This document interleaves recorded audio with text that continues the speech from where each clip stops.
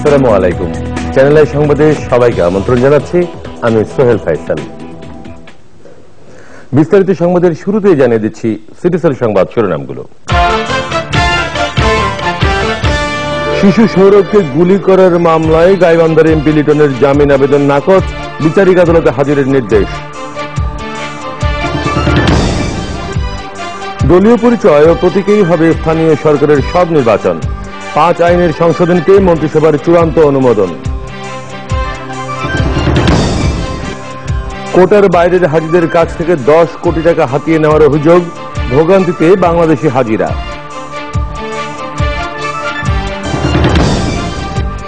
এবং মিরসরাইয়ে চালবাহী ট্রাক খাদে পড়ে 7 শ্রমিক নিহত, সাভারে সড়ক দুর্ঘটনায় শ্রমিকের মৃত্যুতে বিক্ষোভ।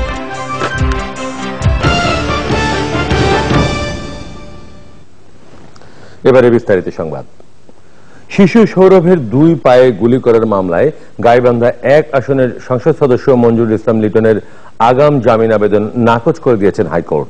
তবে তাকে 18 অক্টোবর বিচারিক আদালতে আত্মসমর্পণের নির্দেশ দেওয়া হয়েছে। অ্যাটর্নি জেনারেল বলেছেন, আসামিকে গ্রেপ্তারের প্রার্থনা ছিল তাদের, তা না হওয়ায় হাইকোর্টের নির্দেশনার বিরুদ্ধে আপিল করবে রাষ্ট্রপক্ষ। মাজহারুল হক মান্নার রিপোর্ট। 2 অক্টোবর ভোরে গাইবান্ধার সুন্দরগঞ্জে এমপি মঞ্জুরুল ইসলাম লিটনের গুলিতে 2 পায়ে গুলিবিদ্ধ হয় 8 বছর বয়সী শিক্ষার্থী সাদাত হোসেন সৌরভ। শিশুটি এখন চিকিৎসাধীন রংপুর মেডিকেল কলেজ হাসপাতালে। ঘটনার পরদিন সৌরভের বাবা সংসদ সদস্য লিটনকে আসামি করে মামলা করে। 10 দিনেও তিনি গ্রেপ্তার না হওয়ার পর মামলায় তার পক্ষে আগাম জামিন আবেদন হলে হাইকোর্ট বেঞ্চের নির্দেশে দুপুর 1টায় হাজির হন এমপি লিটন। তবে আপিল বিভাগের নির্দেশনা অনুযায়ী আগাম জামিন দেওয়া সম্ভব নয় বলে জানিয়ে দেন হাইকোর্ট। আসামিপক্ষ আত্মসমর্পণের জন্য আদালতের নির্দেশনা চাইলে এর বিরোধিতা করে রাষ্ট্রপক্ষ। উনি একটি গুরুত্ব পদে আসীন আছেন, ওনার পক্ষে এই ধরনের অপরাধ করা এটাকে ঘোরতর অপরাধ হিসেবে গণ্য করতে হবে। আইনের প্রতি শ্রদ্ধাশীল হলে অবশ্যই উনি গিয়ে আদালতে আত্মসমর্পণ করতেন। উনি সেটা না করে পালিয়ে বেড়াচ্ছেন। তারা পরিচিত একে অপরের। এফআইআর এর ভাষ্য অনুযায়ী তিনি ছেলেটাকে রাখছে, ছেলেটা শোনে নাই, এই জন্য তিনি গুলি করে দিচ্ছে। অবিশ্বাস্য ঘটনা আমরা কোর্টকে বলেছি।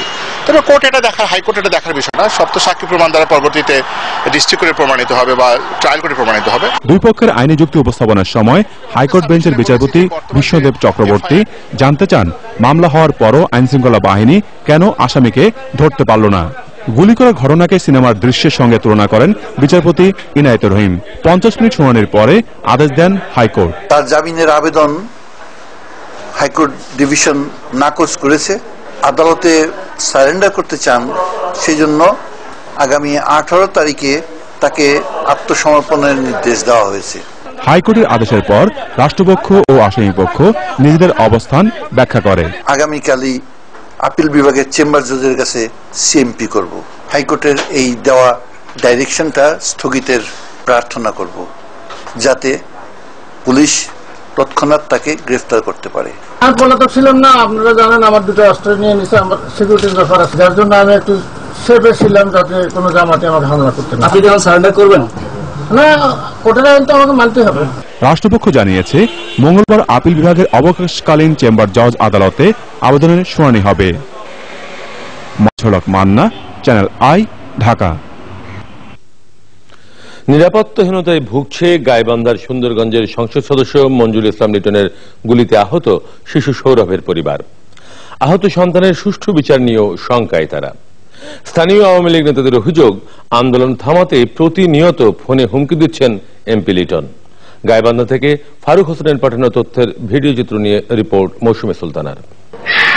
রংপুর মেডিকেল কলেজ হাসপাতালে চিকিৎসাধীন সৌরভ কিছুটা সুস্থ হয়ে উঠছে।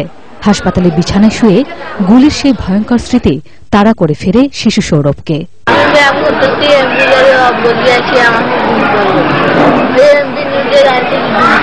শঙ্কা কাটছে না সৌরভের পরিবারের। আমার মতো ভাইয়ের জন্য বাচ্চার এই ধরনের দুর্ঘটনা ঘটাতে পারে। আমার বাচ্চাটা এখনো সুস্থ হয়নি, তার জন্য তো বিচার করছি। এমপি লিটনের গ্রেপ্তার দাবিতে প্রতিদিনই এলাকায় বিক্ষোভ কর্মসূচি চলছে। লিটনের দলীয় এবং সংসদ সদস্য পদ থেকে বহিষ্কারের দাবিও স্থানীয় নেতাকর্মীদের।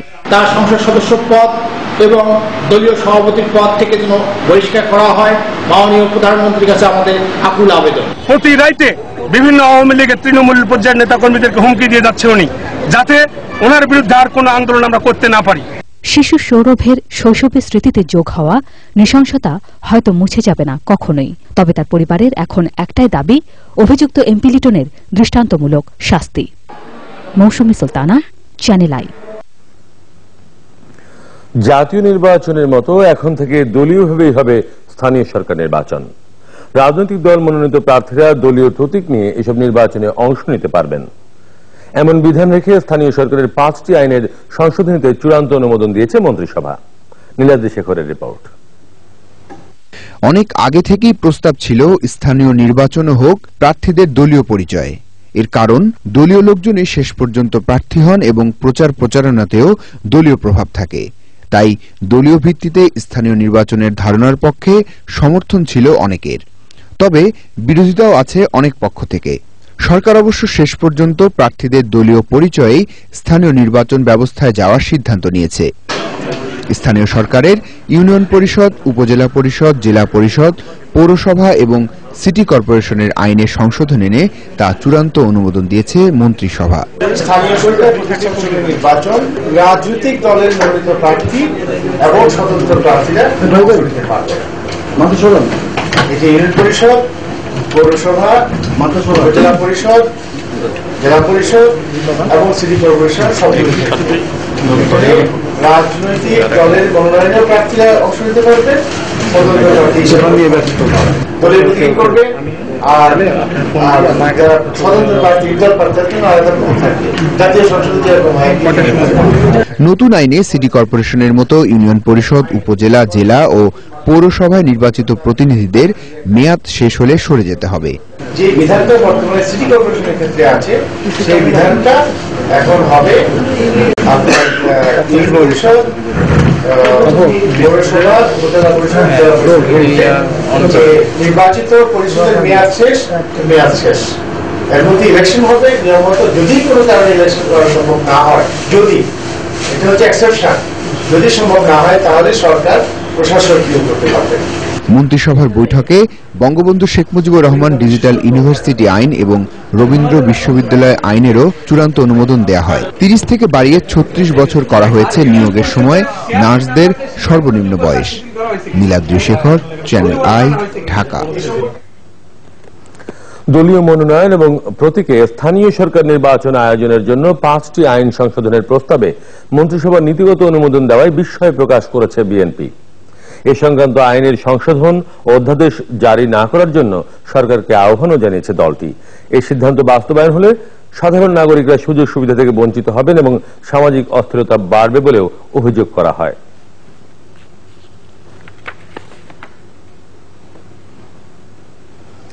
41 জন বীরাঙ্গনাকে মুক্তিযোদ্ধার স্বীকৃতি দিয়ে গেজেট প্রকাশ করেছে সরকার। সোমবার এই গেজেট প্রকাশ করে মুক্তিযুদ্ধ বিষয়ক মন্ত্রণালয়। গেজেটে বলা হয়েছে, চলতি বছরের জুলাই মাস থেকে এই নারীরা মুক্তিযোদ্ধা হিসেবে সকল সুযোগ সুবিধা পাবেন। মন্ত্রণালয়ের সূত্র জানিয়েছে, পর্যায়ক্রমে সকল বীরাঙ্গনা মুক্তিযোদ্ধার স্বীকৃতি পাবেন।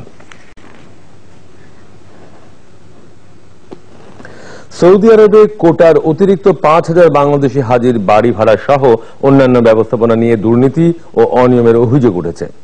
হাজিদের কাছ থেকে একটি গোষ্ঠী হাতিয়ে নিয়েছে প্রায় 10 কোটি টাকা। এতে ভোগান্তিতে রয়েছেন শেষ মুহূর্তে যাওয়া হাজিরা। সৌদি আরব প্রতিনিধি এম.ওয়ে আলাউদ্দিনের পাঠানো ভিডিও চিত্রে চকর মালিথার রিপোর্ট। বাংলাদেশ থেকে হজ করতে শেষ মুহূর্তে সৌদি আরব গিয়েছিলেন কোটার অতিরিক্ত 5,000 বাংলাদেশি। এদের পুরো হজ ব্যবস্থাপনার দায়িত্ব ছিল 10 সদস্যের কমিটির কাছে।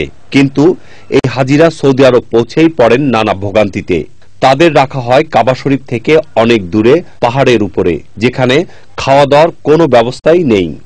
অনেক অনেক উঁচা পাহাড়, আমাদের পক্ষে নামা অনেক অসুবিধা।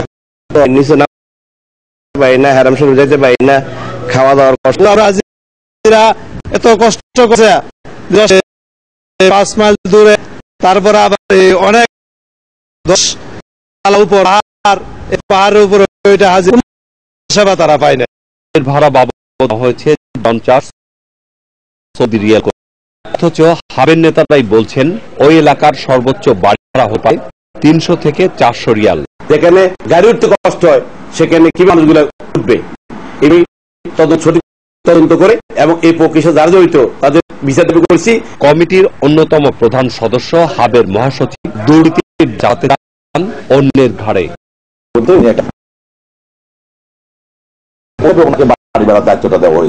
5,000 হাজির ভোগান্তির দায় নিতে নারাজ ধর্ম মন্ত্রণালয়। আমি কমিটি দিয়েছিলাম, এই নেতৃবৃন্দ মিলামিশা সিদ্ধান্ত নিয়ে তারা করছে ব্যাপারে আমি as minister of the ministry কিছুই করি নাই। তবে বাড়ি ভাড়া যদি বেশি না থাকে এটার জন্য যদি প্রমাণ হয় তাহলে আমি ড্রাস্টিক অ্যাকশন নেব তাদের বিরুদ্ধে।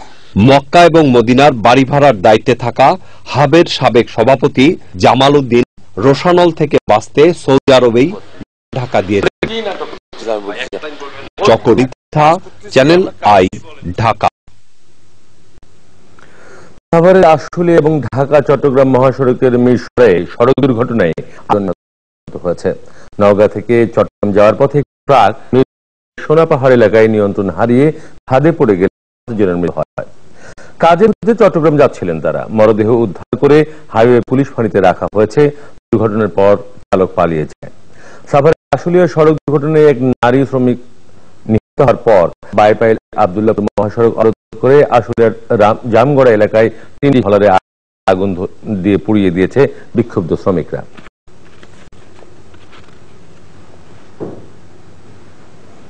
পাবনার ঈশ্বরদীতে ব্যাপটিস্ট খ্রিস্টান মিশনের 2 সরকারকে হত্যা চেষ্টার অভিযোগে 5 জেএমবি সদস্যকে গ্রেপ্তার করেছে পুলিশ। কিং মিশনের অংশ জেএমবির 5 ক্যাডার একসময় ইসলামী ছাত্র শিবিরের রাজনীতির সঙ্গে জড়িত ছিলেন বলে পুলিশ জানায়। সোমবার দুপুরে পাবনার পুলিশ কার্যালয়ে গ্রেপ্তারকৃতদের মিডিয়ার সামনে হাজির করে পুলিশ সুপার এই তথ্য জানান। গত 5 অক্টোবর সকালে ঈশ্বরদীতে ফাদার লুইস সরকারকে গলা কেটে হত্যার চেষ্টা করা হয়। আপনারা দেখছেন চ্যানেল সংবাদ।